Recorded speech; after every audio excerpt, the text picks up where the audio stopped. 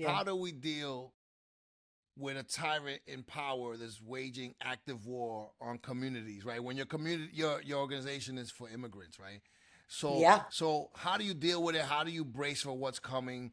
How do you address it with art? How do you do all those things? Like how do you prepare? Yeah. Yeah. And this is a hard truth, but a real one.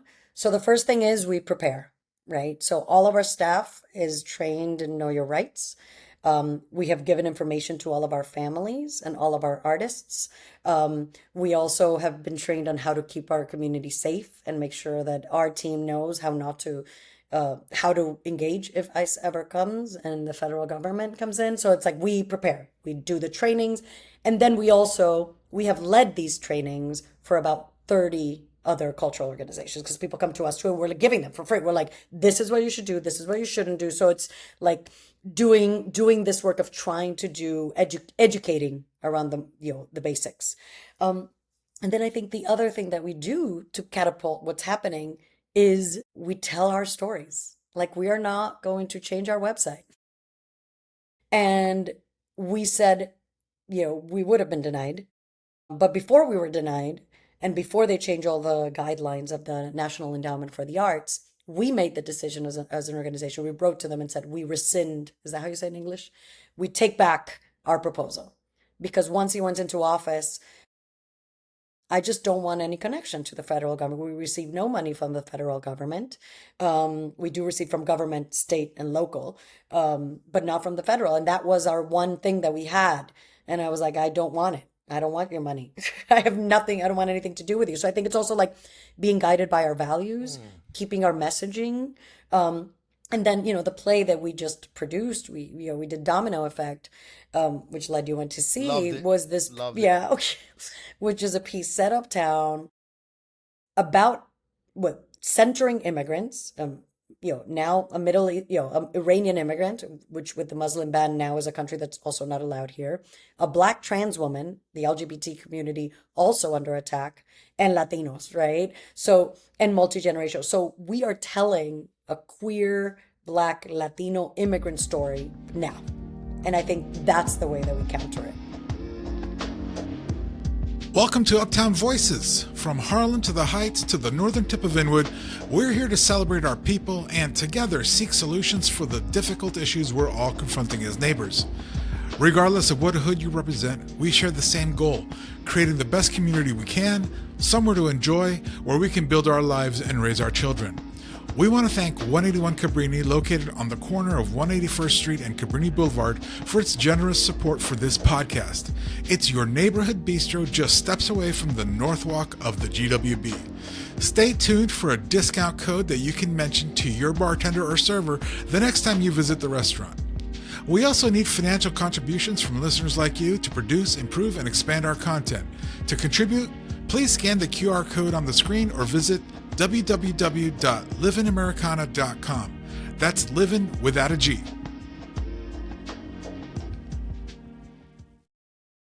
What up, everyone? It's Led Black and my brother Octavio Blanco of the Uptown Voices podcast. This is episode 4, and we have none other than Uptown powerhouse, my sister, Mino Lora of the Mighty People's Theater Project. Mino, how you doing, sis?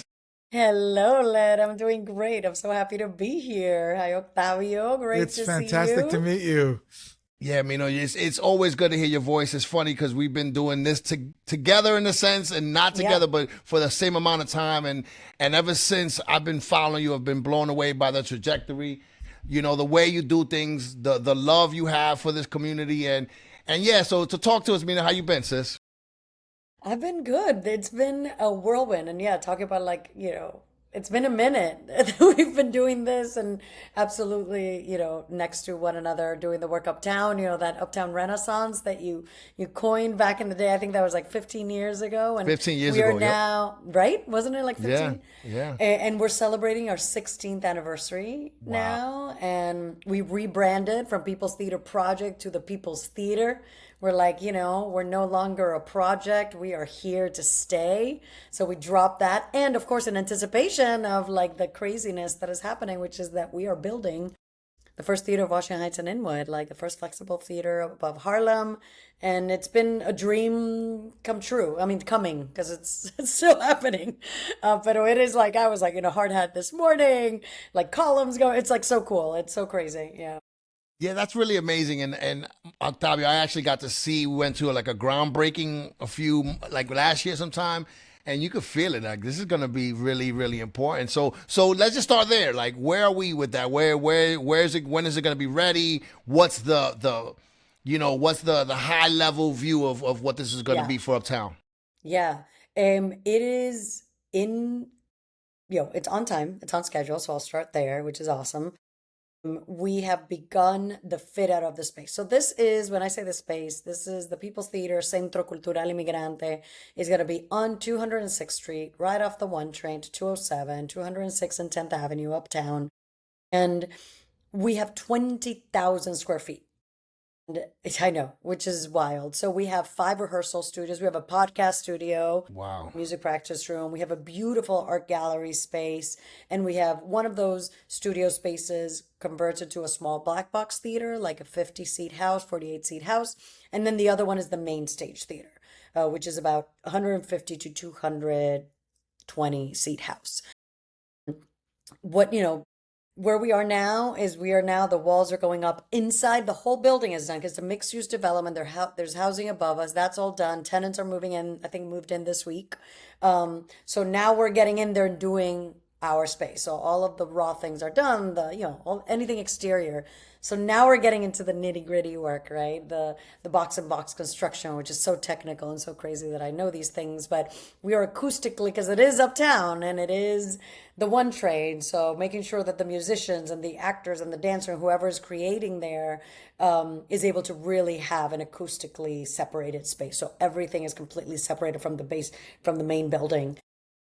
And the partitions and the rampatorium, like even the lobby, we're calling it rampatorium because we're hoping to collaborate with Dominican Artists Collective and Dominican writers. Like, what are the spoken words with Led, with you all? Like, what is the thing? So we really want, the vision for the space is that it's in community, cultural, civic, organizing space, for us, by us. We want it to be super active, multi-generational, people's theater. We create theater.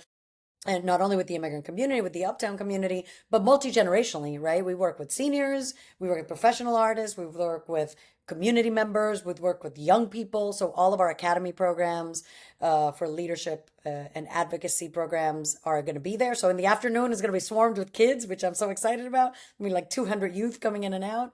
But then in the evenings, professionals, doing work, creating work, and then presenting this and producing this and giving a home to artists is going to be, the hope. And in fall of 2026, so just a little over a year, we will be there. Like construction will be done by this point next year. Like in May, it'll be completed. But then, there's all these permits in New York City that we need. So we'll move in. Our offices will be there and everything in July. And then that ribbon cutting, so I can't wait till you go to that one. It's going to look very different. It's going to be in September. And then programming begins right after that.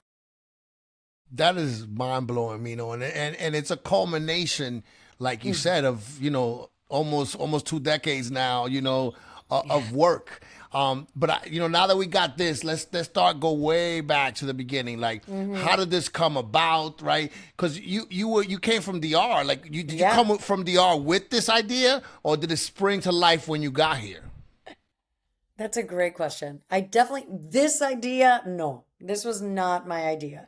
So I came here in 2000 and I got a scholarship to come to Manhattanville College, now Manhattanville University, and purchase, just 20 miles from the city. And it was, I guess in a way, I'll say that this is always what I was meant to be doing.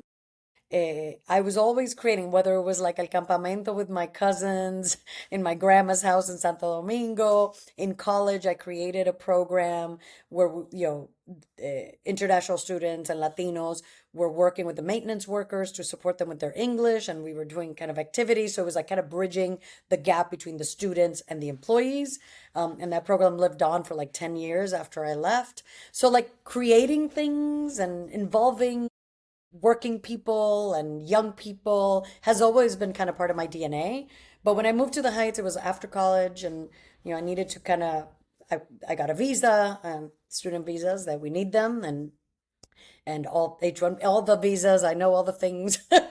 um, I moved to the Heights, and suddenly I was like, oh, wow, I'm home, because it was I knew that New York, I knew that being here was where I was going to do my work as an artist, as a director, a theater director, as an educator, as an activist. I got very engaged all right away. I mean, I moved in 2000. That's when the Gore Bush, drama. And I was like, pero donde, where am I? I just left DR. And suddenly I was like, this shit happens here too.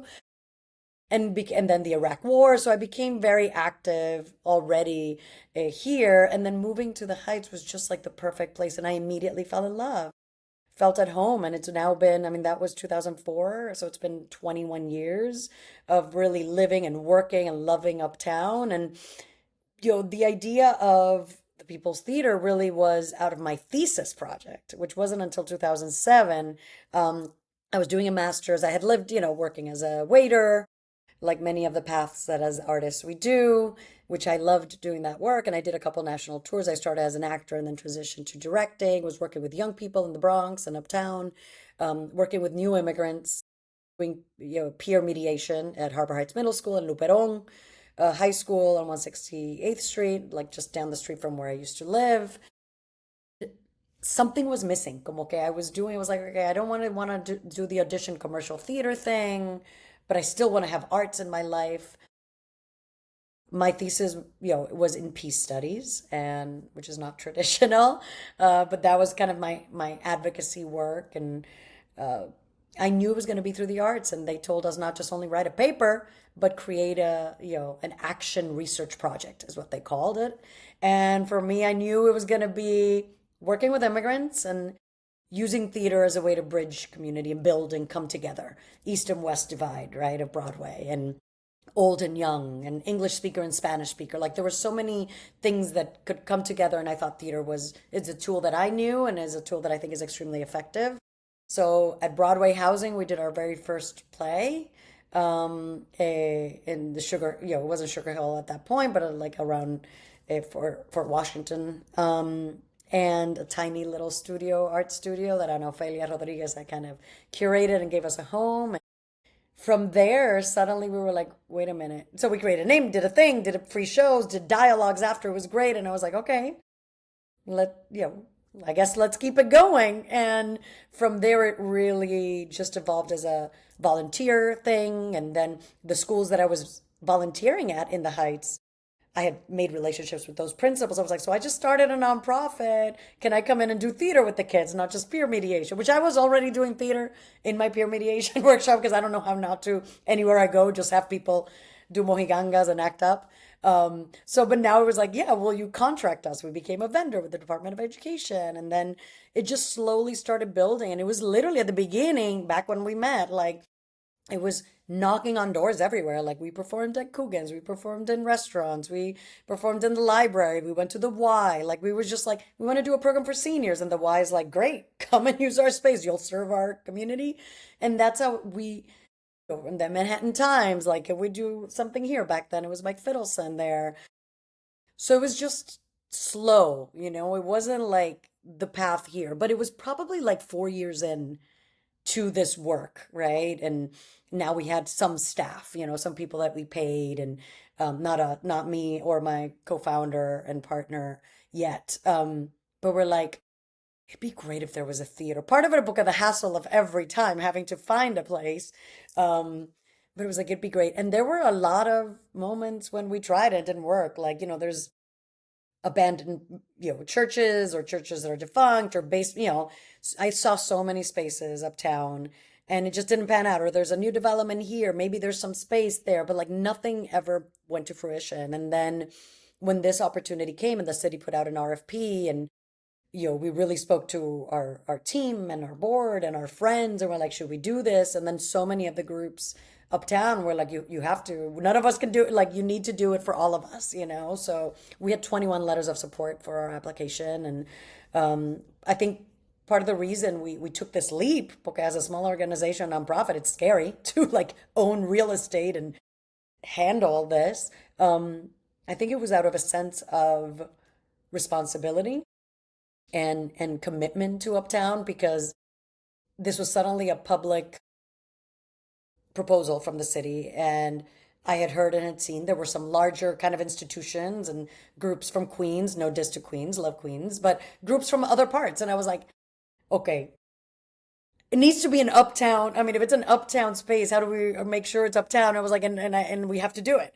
So we took the leap and raised a lot of funds and are still in that process and hired the team, and it's been an unbelievable journey. I've learned so much. It's like I'm in my mid 40s now, um and I was like, okay, we can still learn new things. I mean, it's been like getting a whole other degree, know how to engage with developers and construction people and architects, and like to a level that never thought. So but it's still connected to those roots of the why, the why we're doing it. And for us, like, we're like, okay, we have an opportunity to build an anti-oppressive institution, cultural institution from the ground up. Esto lo que, this is what we have right now. So how do we do that? So we've been very intentional, and we go and check back and be like, okay, what does that mean? So the city requires 20% MWBE. I was like, we need over 50, just because it needs to be built by immigrants and Latinos and people of color, like that is important. That's what the space is for. And we worked with local groups and the Dominican chambers and the women's chamber, and did so much outreach beyond what was required. And I made that clear to everybody who we brought on to the team. I was like, just so you know, this is the expectation. We're at 60% right now. And I'm so proud of that, but it takes work, but I'm committed to it. That's really interesting. And, I think what's great is, as an entrepreneur, what they always say is that you need to, whatever you're creating, it needs to fill a gap or fill a need. And it seems that you're doing that. And so, first of all, can you just tell us about what the need in this community is for an institution like the one that you're creating, and sort of what the scene is like uptown, not just for the arts, because we already know that there's a strong community of the arts, but for theater specifically, because I think one of the things that I always find interesting is that Uptown has so many theater practitioners, and also there is, so many children who are interested in the arts and in theater. And so just tell us a little bit about the gap, filling the gap, and also the scene uptown in terms of theater. Yeah, I mean, it's so true what you're saying, Octavio. Like, there's so many theater makers and theater artists uptown. And I think the gap that we are, that this space and that we're hoping to fill, and that already I know we will not fill because it's going to be too small, because there are so many, is the need for space, like actual performance space and rehearsal space. Thank goodness for Noma, who has their studios, and that was like the first uptown, and we use a lot of it. So we don't, there's not a lot of space for others. So already we know there's not going to be enough space, but it's going to open up the possibilities where so many of the choreographers, dancers, actors, directors who are uptown don't have to go downtown, right? To create, to rehearse, to present. And, so that's one of the things that is very exciting, and people are very excited about. They're like, oh my God, that would be great if I don't have to rent a rehearsal studio down there, if I could just walk to create here. And then the other one, I think, is, this space, I hope, will be, and already we're starting to curate that inaugural season and beyond, right? And we've already seen in New York City, in the theater scene and, the commercial Broadway scene, how a lot of the work that goes there starts in the off-Broadway scene, and off even, right? Just now, Oh Mary, who won, Colas, that started off, and then went to off, so there's this pipeline. And then there's amazing organizations like National Black Theater in Harlem.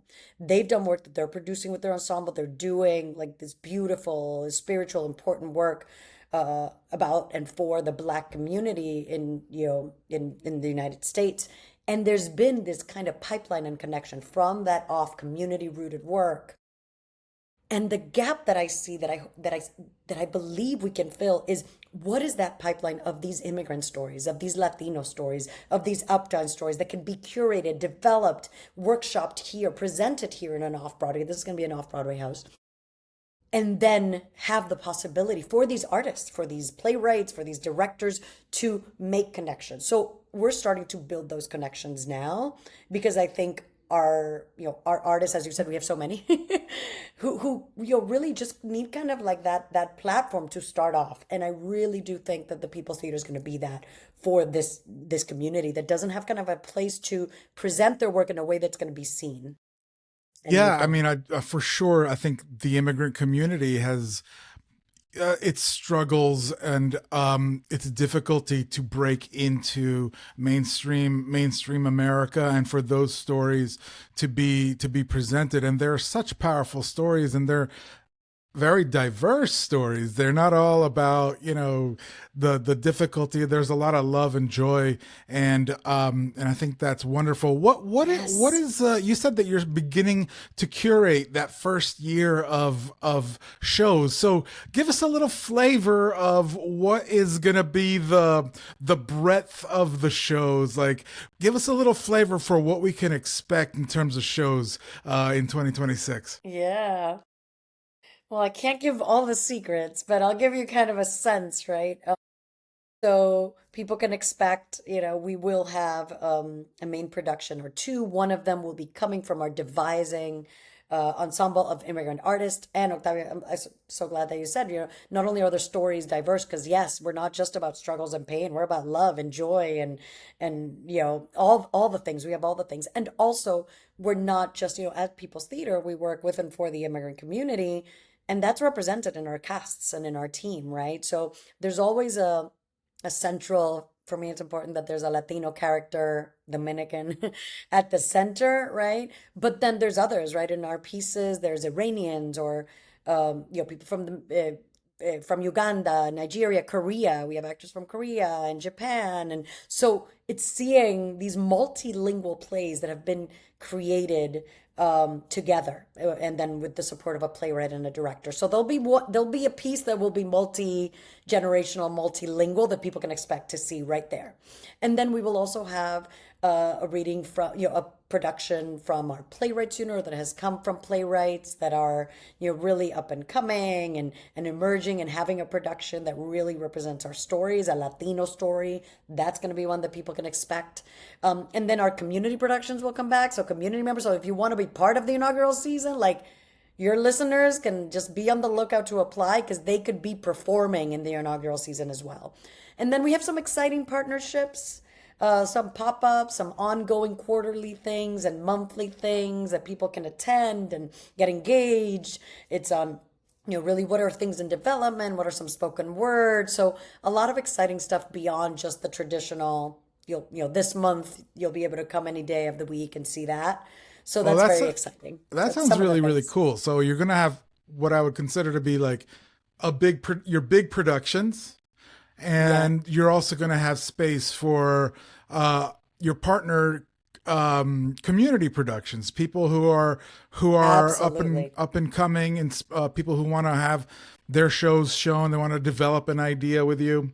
Um, I think that's Absolutely. wonderful. And tell us a little bit about your organization. You were giving us Yeah. some idea about the makeup of who needs to be involved and the percentages, but just tell us a little bit about your organization. Who's a part of it, and what are the goals of the organization when it comes to creating theater here in the Uptown area? Yeah. And I know I jumped right into the space because that's That's where, where your head is. but I mean, yes, this comes out. that's a huge, it's a Exactly, huge, exactly. huge, huge thing. But for Yeah, folks like me who are yeah, not like really immersed yeah. in the theater world, and who maybe we haven't Mm-hmm. really been following too closely about people's theater. Tell us, what is people's theater? Because the name says it sounds like the name Yeah, says a lot. yeah. The name does say a lot, doesn't it? So the People's Theater, we are a theater and social justice organization rooted uptown in Washington Heights and Inwood. And our mission is to create theater with and for the immigrant community of New York City to build a more just and equitable world. So, how we fulfill this mission is through kind of three main pillars. One is I'll start with education. That's the first one. So, we believe in the power of young people and immigrant youth. So, we have partnerships with a lot of local schools uptown and in the Bronx, but we also have a robust education program, the Academy for Theater, Leadership, and Advocacy. It's a scholarship-based program, so no family pays tuition. And it's a 6-year track where they get after school. If they're K through 5, they get Saturday programming. First 2 years are all around leadership skills, so that's what they're evaluating. We're supporting them.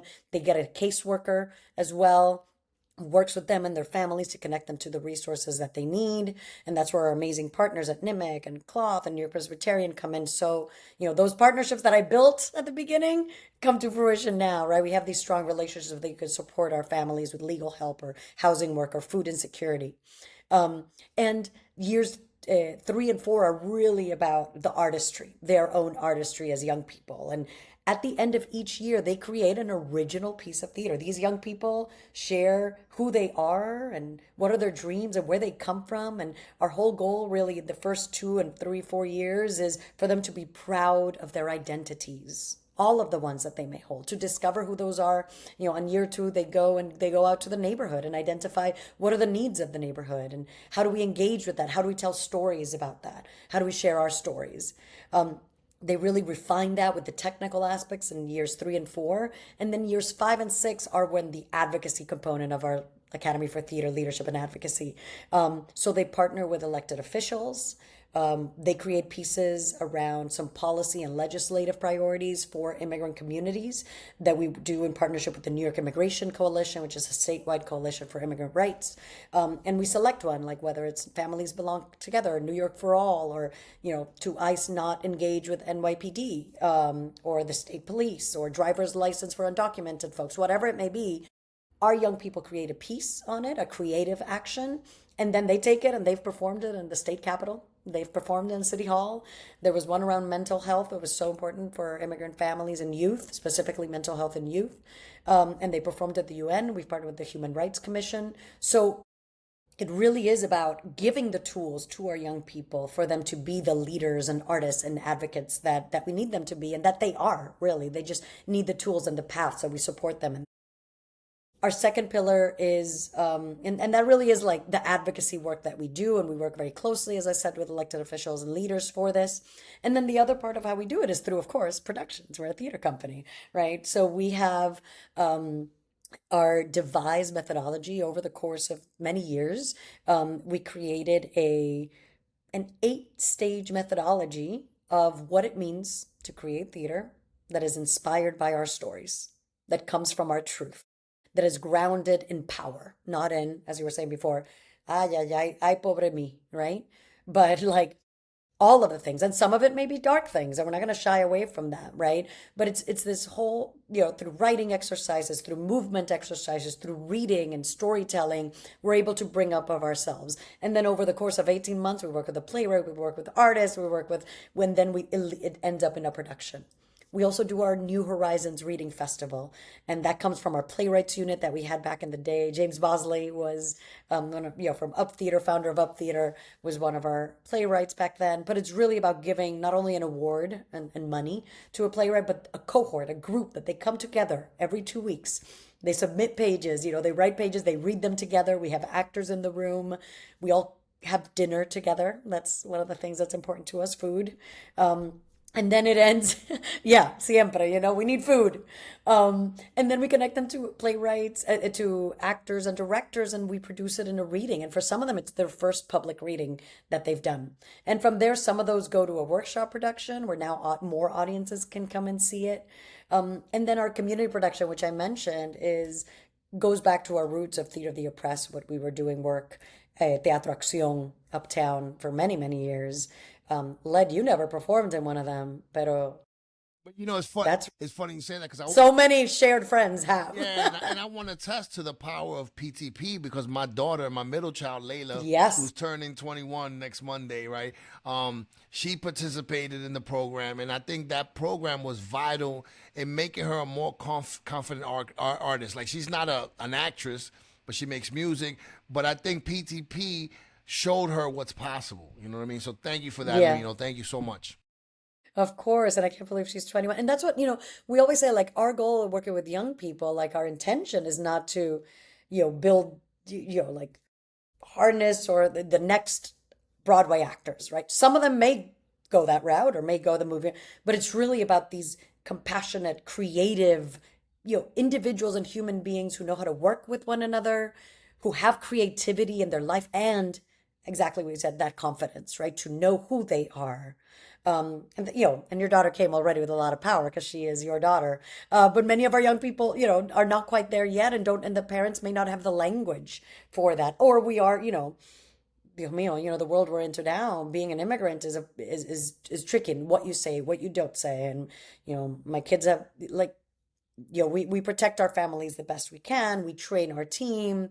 So it's been, we really, when we say we are for the immigrant community through theater, it is about telling stories that humanize who we are, that present the complexity of who we are, that create a more compassionate space. And, and it is for, those New Yorkers. I mean, I think we're, so New York, there isn't New York without immigrants. So like whether individuals identify as immigrants or not, people's theater is for them, right? It is about whether you identify in the characters that are there. It's also a way to understand us, understand each other and come together. And we're so excited to be able to continue to expand this work and put our work out. Led, I think now it's time to take a short pause so that we can pay some of the bills, right? You want to tell them a little about donations and how they could help the show? Absolutely. We can't do this without contributions from our viewers. You're going to see a QR code of the screen here, which you can scan, and that's going to take you to a contribution site where you can make a contribution towards Uptown Voices. It's going to be helpful for us to be able to elevate our production. We have dreams and aspirations of doing live shows. We have dreams and aspirations of being on location at our various cultural institutions, and we can't do that without contributions from viewers and listeners like you. And we also can't do that without our sponsors. And this pilot season, this first episode of our pilot season, we are lucky to have a great sponsor, 181 Cabrini. It's our neighborhood bistro. Both Led and I are just steps away from 181 Cabrini, and we love it. 181 Cabrini is located right there on that corner of 181 and Cabrini, just steps 181 and Cabrini, just steps away from the bridge. So yeah, I love it. Led, you and I were there the other night. Yeah, and we also met there for the first time. You and I, the first time we met, we had like lunch there, and it's my local bar now. Like since you and I both live like right around. It's my local bar. I spend a lot of times there. James Lee, the owner, is just an incredible restaurateur. Right, I think he's a great guy. He's super funny, but like the food is on point. It's a place also where I watch the Knicks games. Right, please hit up when Cabrini. It is really one of my favorite spots. But yeah. What they want, the sangria is amazing. Everything in there. And you have to try the coconut bread pudding. They got coconut, they got chocolate, and now they got banana, but the coconut, outstanding. So like I said, the attention to detail for me is a great neighborhood joint. Thank you to James and 181 Cabrini for sponsoring this episode. And, if you want to sponsor, holla at my boy. You know what I mean? Let's make it happen. You know what I mean? I just want to say one thing. We're going to have a redemption code at the end of this episode, which you can bring to 181 Cabrini for a special treat. But yeah, without further ado, though, let's get to it. Let's do it. I want to talk about resilience as well, because to me, it sounds like what PTP is also going to be crucial in doing is teaching young people and everybody else who's there about resilience and grit and determination. Yes. And I wanted to ask you about your resilience because, I mean, come on, it's been a long time that you've been pushing this and that you've been building this and that you've been knocking on doors and you've got your one hand holding on to Uptown and connecting Uptown, and you got the other hand connecting with Albany and and our leaders. And then I guess I know maybe you have another hand holding on to Broadway and downtown and the theater world, so I don't know how many hands you have, but Yeah. tell me, does your resilience, does that come from being a theater person, an actor who's had to deal with rejection? And that's the one thing I always tell people: if you want to be an actor, get ready to deal with rejection and be okay with rejection. But is that did you internalize that, and that you bring that with what you do, and you're like, you know what, pa'lante, pa'lante, pa'lante? Yeah. That's a great question. I think there's definitely resilience for sure. And I definitely had rejections, which is one of the reasons I stopped acting after like a year and a half. I was like, this is not for me. But I think actually where it comes from is my undeniable belief in this is what the community needs. Like I am here to serve. Um, and I think I play a role. Like I think it goes back to those gaps, and I think it's like we have to. Like that's my attitude. It's like porque sí, and I think it comes from my dad, like who was so much of an artist and an activist and fought against the revolution, against the US in 1965 and support, like there's so much of me like we just do the things that need to be done.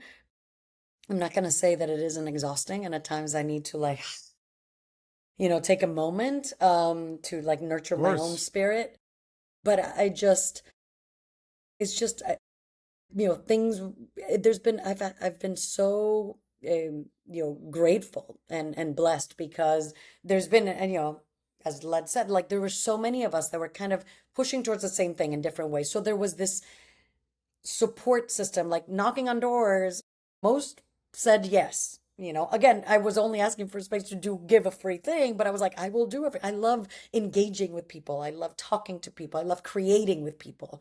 And I think part of that spirit of abundance has led me to be like, okay, we keep going. Aunque ese sea un no, we keep going because I know it's coming. Like I think and maybe people call it naive, or I'm an Aquarius, but I just know that it's gonna happen.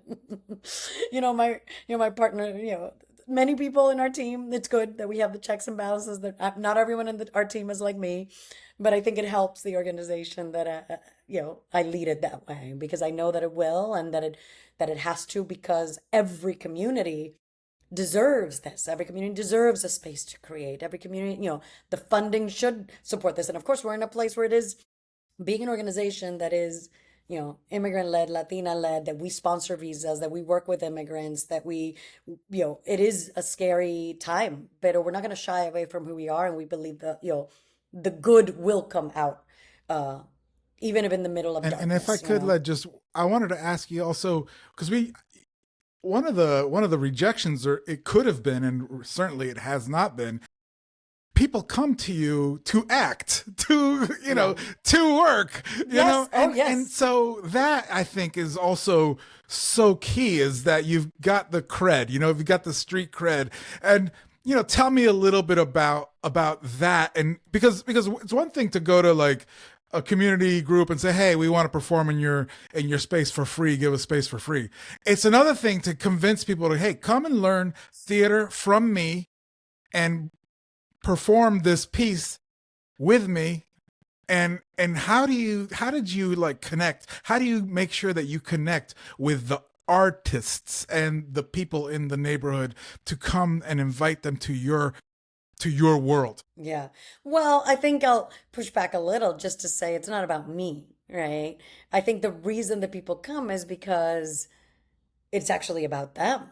It's about, we create space so that, Octavio, you can tell your story. And at the same time, what we're facilitating is a moment for you to listen to then Led's story. And then for Led to listen to Doña Carmen to Mary, and on 173rd Street. Like there's this, I think people trust that we will create space, and that we believe in listening to one another. And I think when it came, there are times that, people we're at a place where people know our name, and say, I want to produce this. Will you produce it? Like we don't have we don't have an surmountable. I wish I could produce everyone's play. So when it comes to actually producing theater, that's why we have our playwrights unit. But I'm having a lot of cafecitos and a lot of like, just had a meeting today with an Iranian group who's looking for, it was like, great, tell me what you do. What kind of, like, let's be in collaboration. Who are the groups doing this work? Like it's totally about, again, I guess that goes back to my roots, building relationships, getting to know individuals. Like Dominican Artist Collective does great work. Like we've spoken of like, what are some things you want to do? But it's more out of a spirit of like, let's collaborate, let's see what comes out. But then for the community production, it's like anybody should come. And it's like, for that one specifically, because it's not artists who are necessarily trained. We have social workers and teachers and people who love art and do it maybe on their own, but it's not their job or their full-time work. Or for many, it's their very first time that they've ever told that story. And that's always when they're like, I don't know, but I trust that it's going to be okay. And then we try to do a good pairing of like, we'll have people who've done it and can help guide you, and then others who've never done it. Some who only speak Spanish, some who only speak English. So it's bilingual, that piece. And yeah, so I think that's the way that people do it. They just see, and I think part of it is seeing the work. Once people come and experience, whether it's in the playwrights unit, in the production, in the community production, and our houses tend to be always full, thank goodness, and because people bring their family, abuela, la tia, la para, papa, that's our work, and it's free and it's low cost. So it's like they come in, they have a great time, and they're like, oh my God, I want to come back. How can I get involved? And we're like, great. There's this opportunity, there's that, apply for this, do this, volunteer here. And I think that's just how it grows organically. It's so funny because I've been going to so many people's theater, productions over the years, and it really is wonderful to see people up there because they love being up there. Like to your point, right? Like if I could see that, hey, I want to be on that stage and I want to share. And that's what it really is community, right? It's not just Dominican, right? It's not just young people. It's everybody and from all walks of life, from all over the world, making art together. And I think that's, super special. But I kind of want to talk about your audacity, Mino, right? Because it's, even this is not normal, right? This is not, no, seriously, it's not normal to come from DR, right? Start doing this thing, and then you have like a multi-billion-dollar building being built, right? Like that is tremendous, right? And it speaks to what you do to people, right? That you inspire, right? And I think that we have to give you your flowers too, right? Because you're right, it's not about you, it's about community, but your audacity, right? To be like, oh, I'm going to build this building, like I'm going to do this because we need it. That's nice. We need a lot of right? But you make it happen. So I just want to give you your kudos, Mina, because you made that happen. Thank you. And this building is going to be so important uptown. So thank you. Thank you so much. Thank you. And then another thing I want to talk about is so why like I understand. I want to know the why. Like I know that we needed it, but why do we need art? Like I think now more important. Why is art important, right? Why does everyone from the old to the young to the poor? Why do we need art? Oh yes, I think we need art to live and to breathe. I think art is what makes us human. We're not, it's not money. Yes, human beings are the only animal species that makes money, but that's not it. That creates a lot of problems, as we know. That corrupt a lot of things come from that. So it's not the only thing that uniquely is us, but I think making, creating, imagination and creativity, having that kind of, we call it the group genius. We are, bigger and bolder together because of art. And I think when you're in a space, and for me, of course, theater is my space, but I also love dance as well. And we have that shared experience, being now from the audience perspective, without having to say a word. We all, as a director, I'm always conscious when I work with actors, like we need a pause there because that's the moment the audience will breathe together, right? Of like, you can feel the, and we're all, 100 people sighing and gasping and breathing together and laughing together, suddenly becoming family without knowing one another, but they fully love the person on stage or hate the person on stage.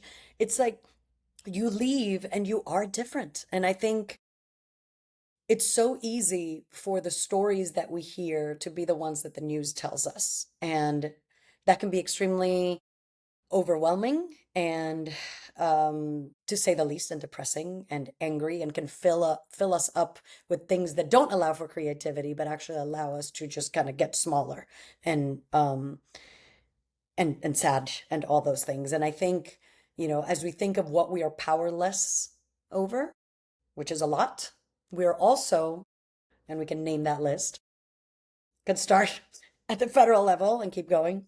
We are also, recently I realized, powerless over the sun coming up every morning.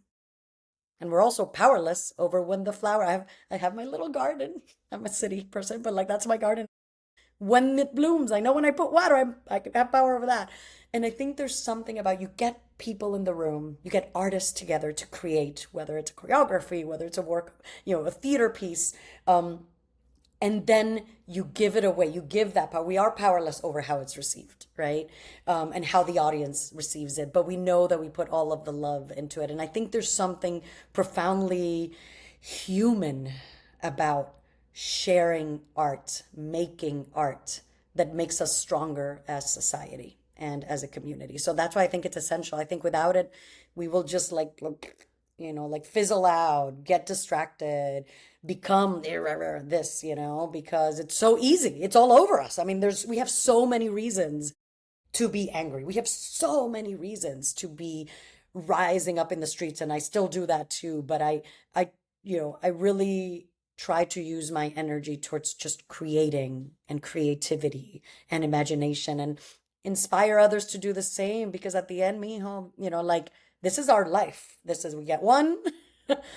And we want to just try to live it as much as we can, to spend time with our children, to create with other children. Kids are amazing. Our elders are amazing. So any opportunity we can have with one, and I think that's why at the end, Octavio, going back to like, people want to connect, and that's why they join our programs, and that's why they come to see it, whether it's performing, because that's how we started, was literally going out in the streets and asking people, when was the last time you saw a play, and would you like to be in a play with People's Theater? And people were like, claro, dime cuándo, and it was like, okay, people have something to say. We got things to say. So I think, it really makes us who we are, and I think we'll get lost without it. Yeah, I wanted to ask you, look, Led, you don't know this, but I'm a peer mediator. I'm state certified by New York State peer mediation. I was a mediator in high school. And I really think that kind of saved me in high school, because I was kind of one of the bad kids in high school. And I think that's why they brought me into the peer mediation, because they were like, all right, we need the guy who's getting in fights to help the other guys who are getting in fights to stop getting in fights and figure themselves out. But I loved it. I really loved peer mediation. And, I studied international relations, political science, nonviolent social conflict resolution. Oh, there you go. I see this now. But, one of the things that's so interesting about peer mediation is that you have to bring your whole self. You have to really communicate clearly, and you have to help people to like meet at a place where they can both agree. And so I want to hear a little bit about peer mediation and how that sort of inspired or maybe formed your interaction with what you're doing now, with this theater, with this People's Theater, and with your world, which I think is so rich and vibrant. I think is wonderful. So tell me a little bit about that, because as also a peer mediator, I'm curious. Yeah. It's nice to go back to the memories of that, because it was so long ago. But as I said, like, I brought theater into it, and I was trained by my goodness, well, Mari Gratero, who, rest in peace, she passed away recently, this amazing leader uptown, and I forget the name of her organization, but she did mediation work and trained others. I wasn't officially trained, but I was trained by her, but I didn't have a certification. That's what I meant. So I think a lot of that work comes into play today. How we find that common ground, how we listen to one another, like the exercises and that I would work with. It was middle school who I was working with, and my middle school peer mediators, and then high school too. And it was like, okay, just seeing the impact of, and this was with very recent arrivals from DR, and just even where they came from, estaba en campo, like being from somewhere completely different, and New York is a lot, right? So just taking a moment to like understand and be like, okay, so what is it that you meant, so taking that moment. And then the other thing that I think comes into play, whether it's working with our team, working with our schools, working with like anytime. I mean, conflict is always there. And one of the things that I always tell our staff is, I'm not afraid of conflict. Not that I like it, but and it's not about like I like the term conflict transformation and not conflict resolution. It's never going to be resolved. And I think if our goal is to end conflict, and I was a peace, I am a peace activist, but like in my youth, I think I was more in the we need to resolve it, zero, but nonviolent person. But like I think there's something about how do we take this, and that's where the art comes in, right? And transform it into something else, right? And whether literally that's just a life thing, right? Whether it's an email, an angry email from X principal because something happened, or this producer because this was late. Like conflict is every day, everywhere. And how do we take that and trust? And part of it is like, I hear you, I see you, I take accountability. We were late, or you were right. Or even, and the thing is like, sometimes I was like, we give grace, right? Even if we're not right, but what will transform it? And then sometimes like, oh, wow, I'm sorry that I came off strong. I was like, okay, can we talk actually this moment? So it's like, there's something about that training that has helped me also support my team when dealing with conflict, and conflict within, with our artists, in rehearsal rooms, in the office space, in the classrooms, with our kids, of just creating like, what is the truth that lives kind of here above all of us? And what is yours and what is mine? And yours, I can't take away your truth is your truth. I can't deny that. It's yours. And I have mine. So what's bringing us together, right? And the first thing is like, do we want to resolve this? And for me, my answer is always like, I do want to resolve this, right? And I'm not saying if anybody's in like a toxic situation or relationship, that's, Yeah. that's different, right? That is, you must step away. But if there's something that is literally just a conflict in that moment, that arises, that it's a miscommunication, that people just get in their emotions, and that makes sense. So it's like taking a step back to transform into something else. And not every time, but most times it works. So I think that peer mediation training still comes into, and I have some colleagues who are like, Mino, can you do your conflict transformation thing here? Because I'm freaking out. I was like, tell me what's up. I'll guide you through it. I love it. Think so. So my question, if talking about conflict resolution or conflict transformation, how do we deal with a tyrant in power that's waging active war on communities, right? When your community, your organization is for immigrants, right? So how do you deal with it? How do you brace for what's coming? How do you address it with art? How do you do all those things? Like how do you prepare? Yeah.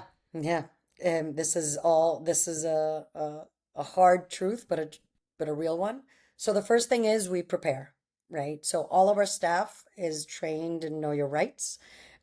We have given information to all of our families and all of our artists.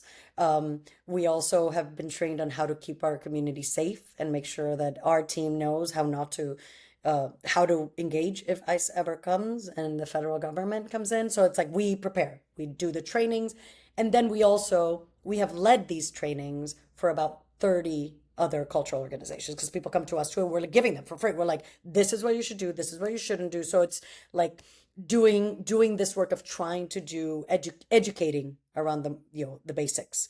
And then I think the other thing that we do to catapult what's happening is we tell our stories. Like, we are not going to change our website.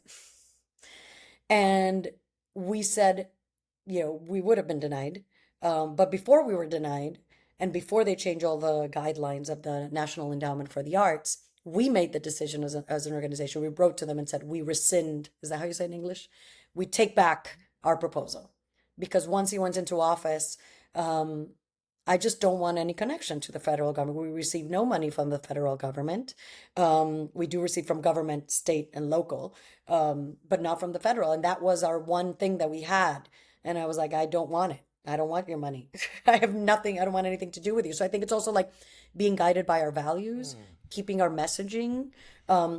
And then, the play that we just produced, we did Domino Effect, which led you went to see, Loved it. was this, Loved it. yeah, okay, which is a piece set uptown about what centering immigrants, now a Middle East, Iranian immigrant, which with the Muslim ban now is a country that's also not allowed here, a black trans woman, the LGBT community also under attack, and Latinos, right? So, and multi-generational. So we are telling a queer black Latino immigrant story now. And I think that's the way that we counter it. It's just with the every individual that's coming. And of course, we're doing it in New York. The majority of our audiences are in this with us. But part of the intention is also, when we first created this piece was 2 years ago or a few years ago, the concept, I came up with it. It was before Trump. And things like throughout the course of the piece, we're like, we need to change that. We need to adapt that. That's the magic of a new works with it. You can change it, right? It's not written in stone. Because it really was for me that initial piece was like, how do we talk about queerness within the Latino community?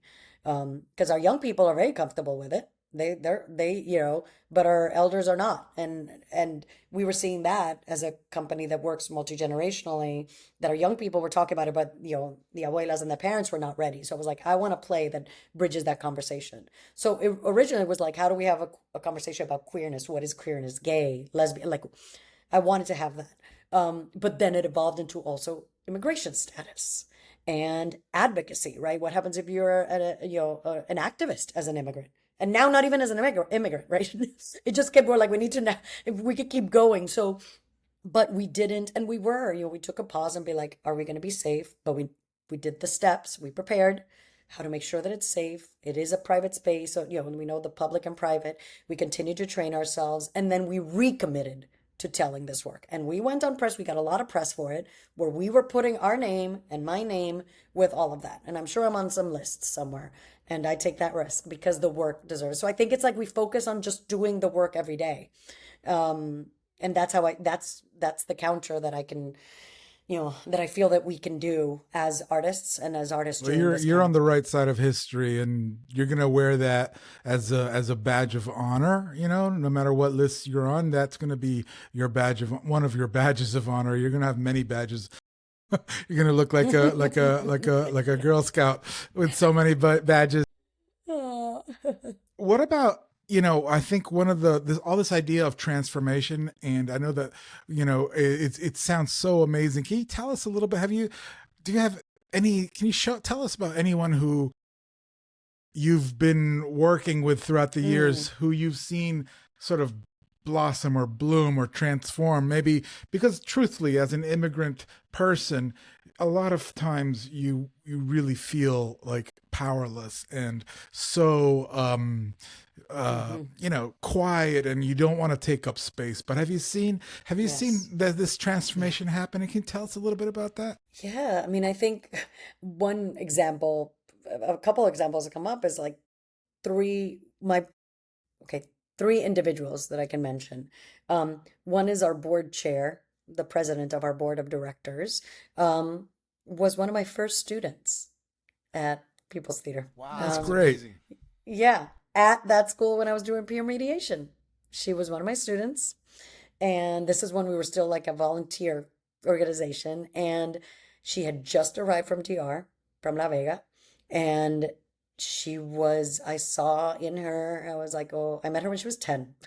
She's now 26 and works at a Fortune 500 in Hudson Yards, and is our board chair. And I remember, I always tell her, I was like, when she was 10 or 11, I told her, one day you'll be my boss. And then the moment she graduated college, I was like, muchacha, let's have coffee. Join our board, be my boss. That's And she amazing. is.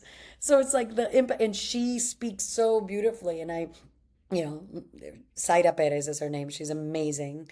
Um, but she speaks, and she's not she's not an actor, right? She's not an artist, but she's like the confidence and the language and the advocacy. She said that she learned, so she started as a student, then became a supporting artist, and then started working with us, and was a mentor for the younger kids, and now joins the board. So she's like, I was able to get we brought her to an award ceremony for us, and then she, got a recommendation letter from the school that she wanted to go to from the table from that gala because she was a go-getter, and she's like, and applied and got a posse, and then got a scholarship and was the first to go to college, and like there's so many stories like that, and I'm so like grateful to say that we had a little piece in that story because she's like, I realized I could take up space, as you said, right? And her taking up space allowed her to have all these successes. And now she's giving back, and being part of our family. And we have my colleague Frida was one of my students too, and studied Lehman International Studies and Human Rights and Communications, and now runs our communications team. Sini Feliz, another alumni of ours. So it's like I'm all about anybody who has, been part of the program now come and be in it. And it's like that's that transformation, right? So it happens in them as human beings and some as artists who have like continued to like grow. There's those stories too, but the ones that are really impactful, I think, is like first to go to college, killing it, she's building, like Saida's building a house in DR for her mom. Like this is happening, and not that we gave her the money to do that. She made her own money, but she had the confidence to go into those boardrooms all full of, white men and say, I belong here, because she learned that she does belong wherever she is, right? And she learned that in middle school and in our program. So and is an amazing public speaker, right? And it can communicate and can listen. So that's been the transformation that I've seen firsthand. And that is the beauty of longevity, right? 16 years in, we now have, people who back then was like, I could be your mother, but now we're colleagues, and that works because we're long, because it comes to an age where we're all, but I was like, it's amazing to see that. And it's just, I'm so at grateful. a certain age, we're all the same age. See, right? That happens. But when you're younger, not at all. It's funny, because, we talk about the tyrant, but things have always been tough for Latinos, right? And immigrants Yes. and all And that. immigrants. Right. And if you allow Yes. that difficulty to kind of, it can stop you, right? What keeps you Yes. motivated? What keeps you going, right? Because like you said, you don't stop to complain. You just do. So what causes that? What's Yeah. the rationale for it? And thanks for bringing that truth in, Led, because nothing compared to what we have now. And that is 100% a fact.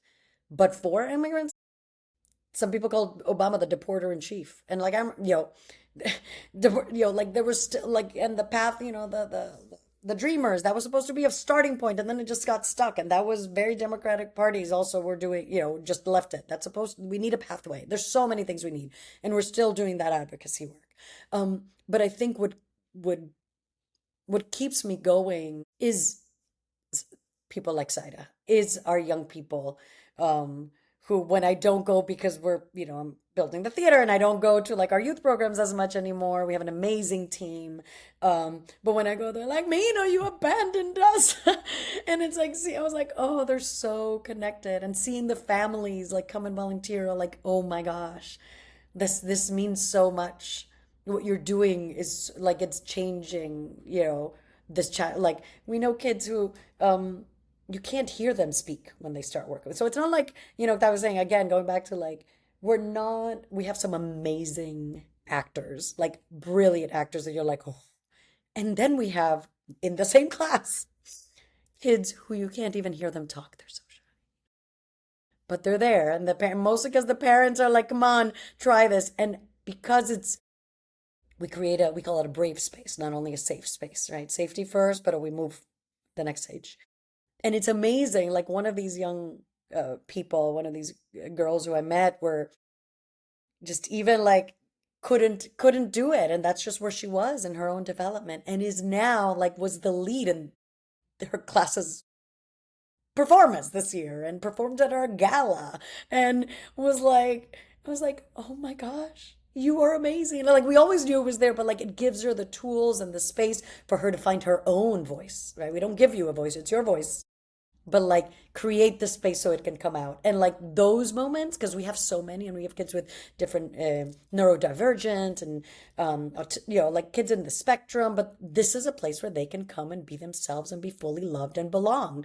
And the rest of the team, and friends accept them, right? That is the thing of theater. We're all weirdos, so it doesn't matter who you are, we're gonna love you. But here in our, so it's been really nice, especially uptown in a Latino community and immigrant community. Theater is not as common, and I hope that changes because it's not only sports. Sports is a great thing, but not every kid is into sports, So having another outlet for our young people keeps me moving forward. That's wonderful. And, we're bumping up on an hour here, and I want to be respectful of your time, but I also want to just say that teaching kids and immigrant kids and American kids and any kind of kids who are in that space to be brave and to take up space is so crucial. And I think that you're such a great example of that. And so I appreciate it. I want to give you the opportunity because I know that, you're still taking contributions. How can people be a part of what you're doing on that end? How can they contribute to the work that you're doing? Are you still putting on shows in the interim? And where can people come to see your shows and things like that? And Led, I don't know if you have anything you want to add besides what I just threw in there. I love you, Mino. I love Bob. I love your children. I love everything you guys do. So that's all I got to say. Thank you. We love you too so much. I think everyone please follow us at the People's Theater NYC on Instagram or go to our website, thepeoplestheater.org, just to learn what we're doing. Sign up for our mailing list. We do have things coming up in next season. We are still doing work thanks to our amazing partners at Alianza Dominicana, where we've been resident for over 10 years. Pregones, which is where we do our youth festival in the South Bronx.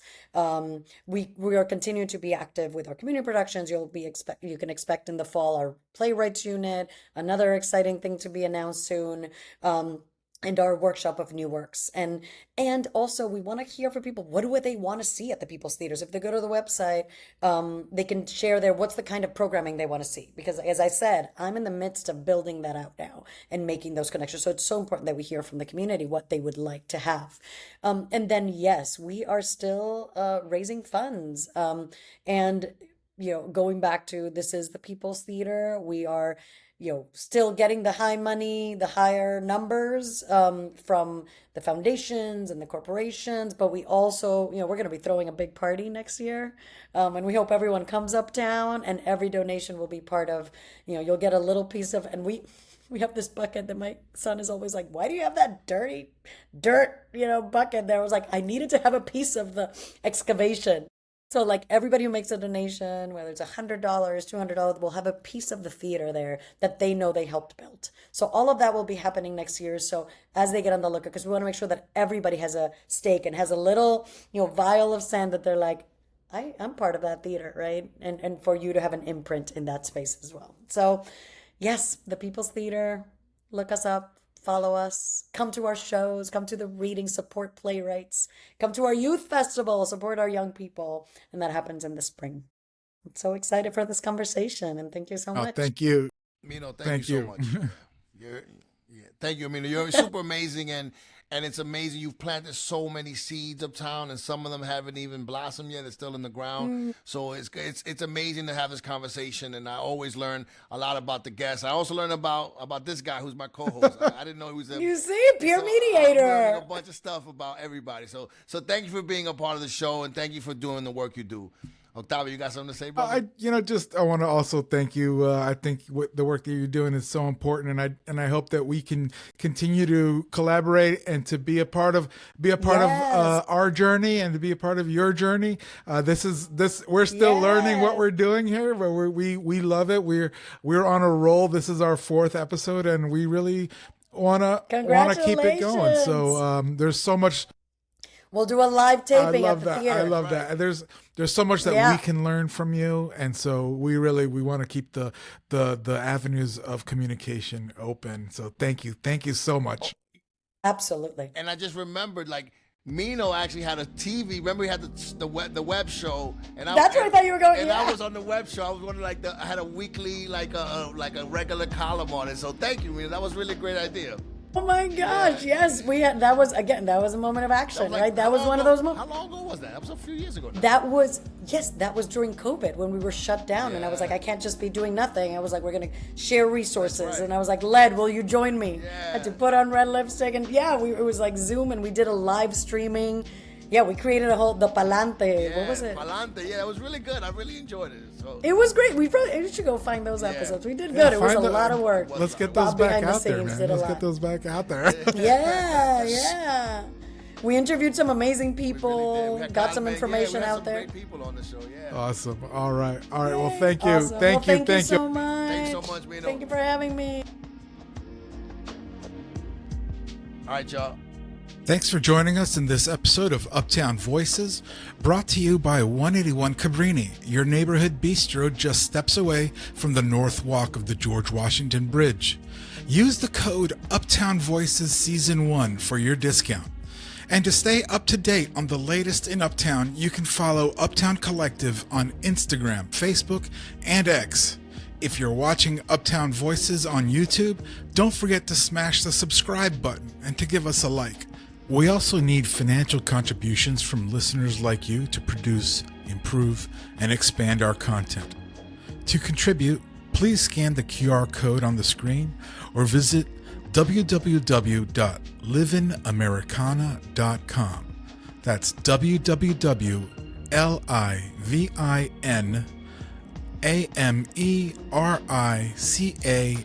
www.liveamericana.com. Until next time, this has been Uptown Voices.